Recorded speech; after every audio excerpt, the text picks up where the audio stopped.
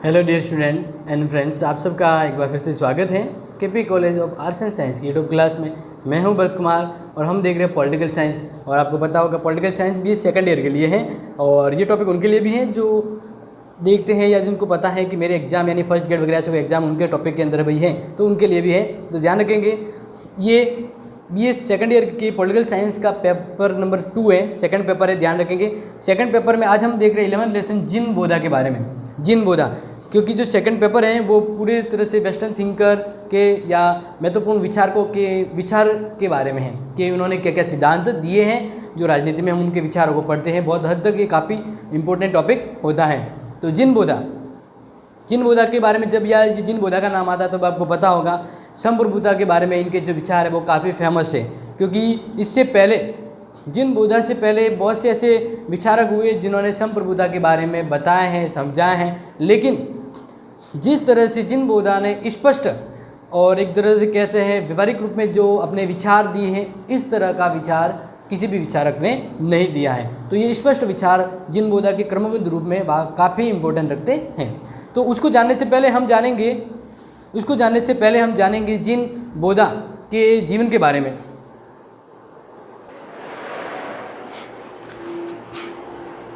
तो अब हम देखते हैं जिन बोधा के जीवन परिचय के बारे में कि थोड़े बहुत इनके विचार हैं वो उन जीवन से काफ़ी बिलोंग करते हैं। तो उनका जीवन परिचय को देखते हैं कि इससे जुड़े अपने एग्जाम में कुछ प्रश्न भी मिलते हैं, तो वो उनको देखेंगे आप। तो सबसे पहले आपको ध्यान रखना, मैंने यहाँ पे माइंड मैपिंग की तरह एक बना दिया है ताकि आपको ईजी रहे समझने में। तो सबसे पहले ध्यान रखना कि जिन बोधा का जन्म है वो फ्रांस में हुआ था। फ्रांस का एक नगर है एंजर्स में। कहाँ हुआ था? एंजर्स में हुआ था। अब इसको ध्यान रखना वहाँ पर उसके बाद उन्होंने अपने प्राथमिक शिक्षा के उपरांत विश्वविद्यालय वो वहाँ के टॉलीज विश्वविद्यालय में किया था। ठीक है ना, ध्यान रखना है। उन्होंने अपना जो शिक्षा ग्रहण किया वो जो विश्वविद्यालय उसका नाम है टॉलीज विश्वविद्यालय। इसके उपरांत आप ध्यान रखेंगे वो इस टॉलीज विश्वविद्यालय में ही व्याख्याता के पद पे कार्य करने लगे और उन्होंने कौन सी सब्जेक्ट न्याय शास्त्र पर लेक्चर देना शुरू किया उसी विश्वविद्यालय में जहाँ पर उन्होंने अपनी शिक्षा प्राप्त की थी, और वहीं पर उन्होंने व्याख्याता के तौर पे काम किया। तो कुछ समय तक ही उन्होंने इस पर काम किया और उनकी मनइच्छा या कह सकते हैं उनका कुछ दूसरा उद्देश्य था जो इससे परिपूर्ण नहीं हो पाया। तो उसके बाद कुछ समय के लिए वो वकील भी बन गए, वकालत का कार्य भी करने लगे।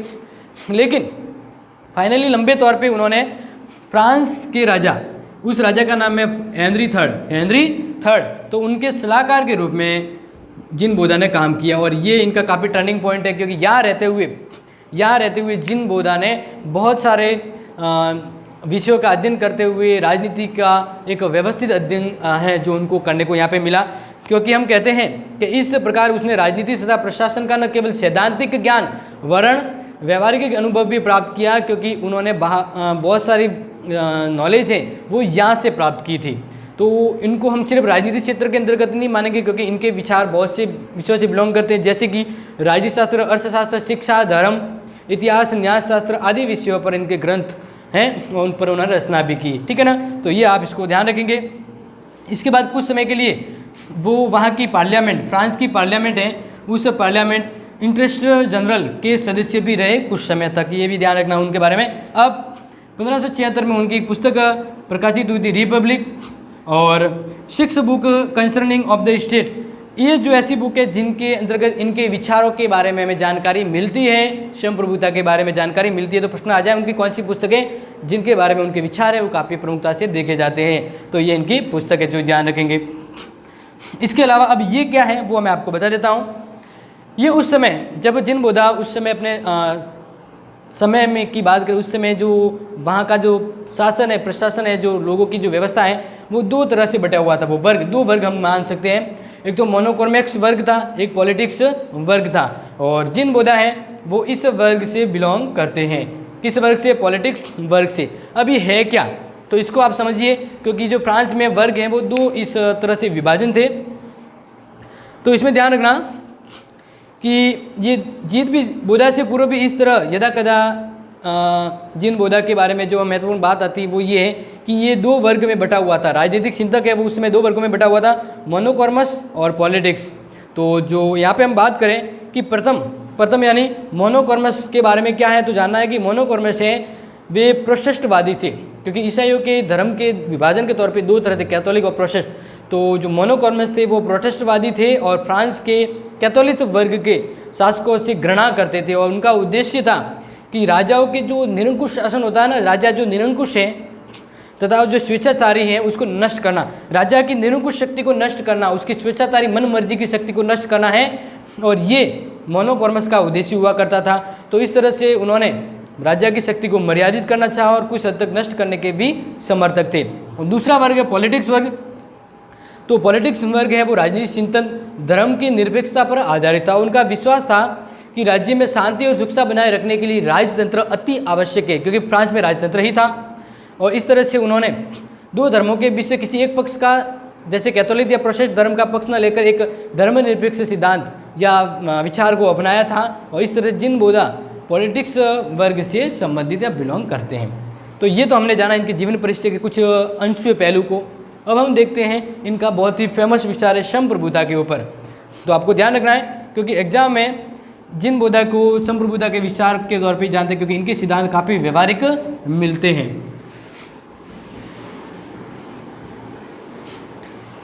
तो सबसे पहले तो आप ध्यान रखना है कि जिन बोधा ने संप्रभुता के बारे में जो विचार दिए हैं वो काफ़ी हद तक इम्पोर्टेंट हैं। तो इनके विचारों में संप्रभुता किस तरह की है, तो जिन बोधा ने जो संप्रभुता के जो विचार दिए वो निरंकुश और सर्वोच्च, ध्यान रखना है। इन्होंने जो विचार दिए हैं उन्होंने कहा है कि संप्रभुता वह एक सर्वोच्च शक्ति है। तो सर्वोच्चता और निरंकुशता का प्रयोग किया है इसके लिए। तो ये आप कह सकते हैं जिन बोधा ने इन दो शब्दों को यूज में लिया है कि संप्रभुता है वह शक्ति है जो सबसे ऊपर है, यानी सर्वोच्च है, और निरंकुश है जिस पर कोई नियंत्रण नहीं है। अब इसको वास्तविक और व्यवस्थित देखते हैं। तो ध्यान रखेंगे कि जिन बोधा के जो विचार है वो काफ़ी हद तक प्रभावित थे अपने समय के परिस्थितियों से। तो इस तरह से स्पष्टता संप्रभुता का स्पष्ट और विस्तृत प्रतिपादन सबसे पहले इसी ने किया था।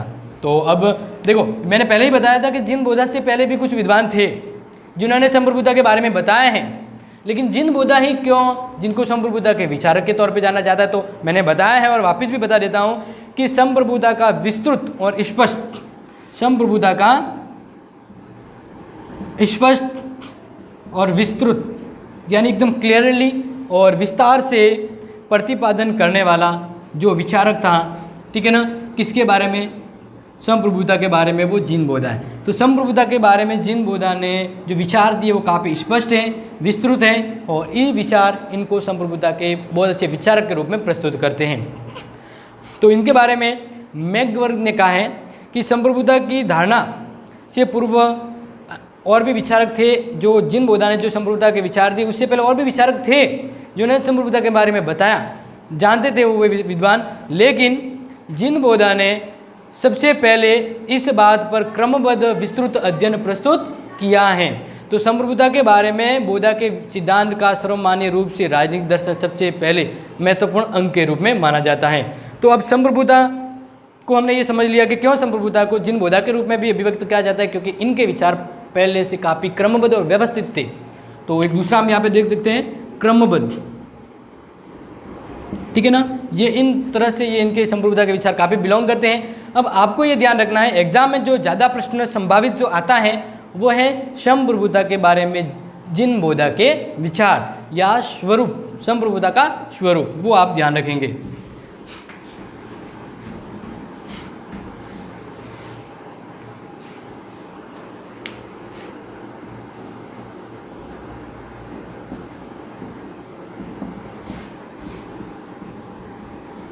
संप्रभुता का स्वरूप, और इसके बाद देखेंगे जिन बोधा के अनुसार जो संप्रभुता है उस संप्रभुता की विशेषता क्या है। फिलहाल देखते हैं इसके स्वरूप के बारे में, नेचर के बारे में संप्रभुता के जो दी है जिन बोधा ने। तो जिन बोधा के अकॉर्डिंग ध्यान रखना है, बोधा के अनुसार सामाजिक जीवन के अन्य संगठनों की तुलना में राज्य की विशेष लक्षण उसकी संप्रभुता में ही होता है। संप्रभुता की परिभाषा देते हुए वह आगे कहता है जिन बोधा कि संप्रभुता नागरिकों और प्रजाजनों के ऊपर एक ऐसी सर्वोच्च शक्ति है, एक ऐसी सर्वोच्च शक्ति है। जिन बोधा ने कहा कि यह उन नागरिकों के ऊपर एक ऐसी सर्वोच्च शक्ति है जो विधियों द्वारा मर्यादित नहीं की जा सकती। एक ऐसी शक्ति है जो विधियों के द्वारा मर्यादित नहीं की जा सकती है। बस ध्यान रखना, संप्रभुता ने कहा कि मतलब जिन बोधा ने कहा कि संप्रभुता एक ऐसी शक्ति है जो सर्वोच्च है, सभी नागरिकों के ऊपर है और वह कानून के अंतर्गत भी मर्यादित नहीं है। समझ रहे हैं जो इंपॉर्टेंट विचार हैं। तो ये बात, ये जो स्वरूप, ये जो लक्षण बताए जिन बोधा ने संप्रभुता के ऊपर। आगे देखते हैं। तो इनका तात्पर्य है कि राजा अपने नागरिकों और प्रजाजनों पर किसी प्रकार का कोई भी अंकुश या कानून बनाने का अधिकार रखता है, क्योंकि राजा के पास संप्रभु शक्ति है और वह उन्हें मन से आदेश दे सकता है, अपने प्रदेश में जैसा चाहे वैसी व्यवस्था कर सकता है और इस तरह से इन विषयों के संबंध में उस पर किसी कानून या नियम का प्रतिबंध नहीं है। यानी राजा के पास अगर संप्रभु है, वो शक्ति है, तो उस राजा पर कोई प्रतिबंध लगाने वाला नहीं होगा, क्योंकि राजा को सर्वोच्च शक्ति प्रदान की गई है। वह राज्य के लोगों के लिए कैसे भी व्यवस्था कानून बना सकता है। तो ये तो हमने सब रूप को जाना, किसके? संप्रभुता के, और इसके बारे में इनके विचार को भी देखा। अब हम देखते हैं संप्रभुता की विशेषता। क्या?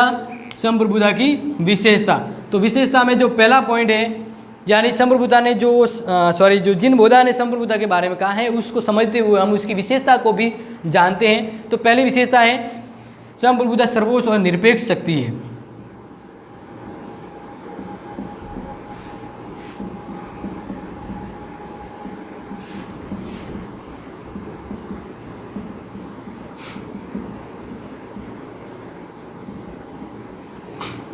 ध्यान रखना है, हम जिन बोधा की संप्रभुता को समझते हैं तो हमें ये ज्ञात होता है कि इसने जो संप्रभुता की जो बात की, जो विचार दी, वो सर्वोच्च हैं और निरपेक्ष हैं।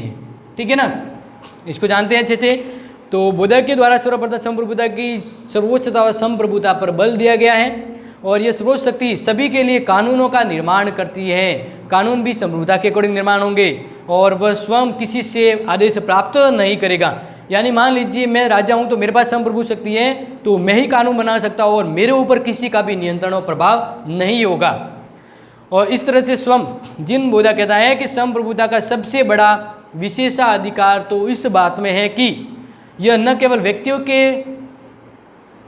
के लिए, संप्रभुता न केवल व्यक्तियों के लिए वरन समस्त जनता के लिए बिना उसकी संपत्ति के ही कानून प्रदान करती है। यानी एक तरह से कहें ना, घुमा फिरा के भी या मूल रूप में बात कहें तो जिन बोधा ने जो संप्रभुता की जो बात की या जो विचार दिए ना, वो काफ़ी हटके हैं, क्योंकि जिन बोधा ने संप्रभुता को सर्वोच्च माना है, सबसे ऊपर माना है, कानून के भी ऊपर माना है इसको, और यह ऐसी संप्रभुता है जिस पर किसी और का नियंत्रण नहीं है।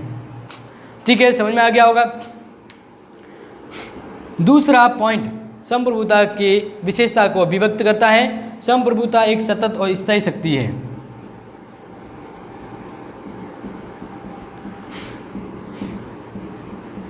सतत एवं स्थायी, परमानेंट, इसको ध्यान रखेंगे। संप्रभुता सॉवरेनिटी जो पावर है वो सतत है और स्थायी है, कंटिन्यू बना रहेगा और परमानेंट है। मान लीजिए एक राजा जो भी राजा बना है तो उसके पास जो शक्तिशाली संप्रभु शक्ति है, अगर वह चला जाएगा तो दूसरों के पास आएगी, लेकिन वो संप्रभुता समाप्त नहीं होगी, वो पावर खत्म नहीं होगा और कंटिन्यू रहेगा। सतत यानी कंटिन्यू रहेगा और परमानेंट रहेगा। कौन सा पावर? कौन सा पावर? संप्रभुता का पावर। जो जिन बोधा कहता है संप्रभुता है वो स्थायी है और सतत है। भले एक से बहुत सारे व्यक्तियों के पास जाए लेकिन वह समाप्त नहीं होगी, कम नहीं होगी, वह वही इसी रूप में रहेगी जैसे पहले थी। जैसे उदाहरण के लिए एक वायसराय किसी भी शक्ति का प्रयोग करें तो उन्हें संप्रभु ने वर्ण सत्ता के अभिरक्षक के रूप में कहा जाता है, क्योंकि पहले भारत में वायसराय हुआ करते थे तो वो वायसराय वो ब्रिटेन की शक्ति का ही एक नमूना था, लेकिन यहाँ पे वो संप्रभुता उस व्यक्ति के पास नहीं थी, वह सिर्फ इस संप्रभुता का अभिरक्षक माना जाता है, क्योंकि संप्रभुता शक्ति है वो ब्रिटेन की सम्राट के पास हुआ करती थी।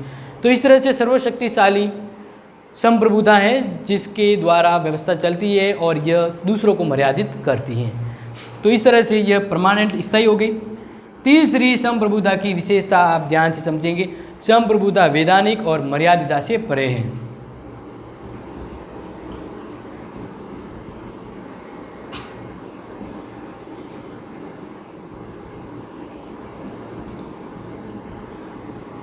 वैधानिक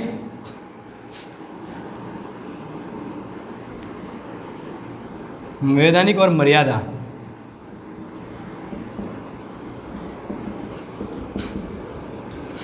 यहाँ पे एक चीज ध्यान रखेंगे, जिन बौद्धा ने कहा कि संप्रभुता है वो वैधानिक मर्यादा यानी कानूनी रूप में जो मर्यादा है उन मर्यादाओं से भी ऊपर है संप्रभुता। अब इसको कैसे समझे तो ध्यान रखना है। बौद्धा के अनुसार संप्रभुता के एक प्रमुख लक्षण विधि द्वारा अनियंत्रित होना, यानी कानून संप्रभुता को कंट्रोल नहीं कर सकती है क्योंकि संप्रभुता कानून से ऊपर है। तो यहाँ पे हम कहेंगे कि संप्रभुता वैधानिक मर्यादाओं से परे है। राज्य में कानून का एकमात्र, और वो कानून भी किसके द्वारा बनते हैं? संप्रभुता के द्वारा। तो राज्य में कानून बनाने का एकमात्र स्रोत संप्रभु है और इसलिए वह कानून से ऊपर है संप्रभु। इस संबंध में यह स्मरणीय है या विस्मरणीय रहे कि बौद्धा के द्वारा संप्रभु उन कानूनों से ऊपर नहीं जिनका निर्माण स्वयं नहीं करता। प्राकृतिक कानून, देवी कानून और राष्ट्रों के कानून संप्रभु केवल उन नागरिक या निषेधाधिकार कानून के ऊपर जिसका निर्माण स्वयं उसने किया है। ये थोड़ा ध्यान रखना कि बौद्धा ने कहा है कि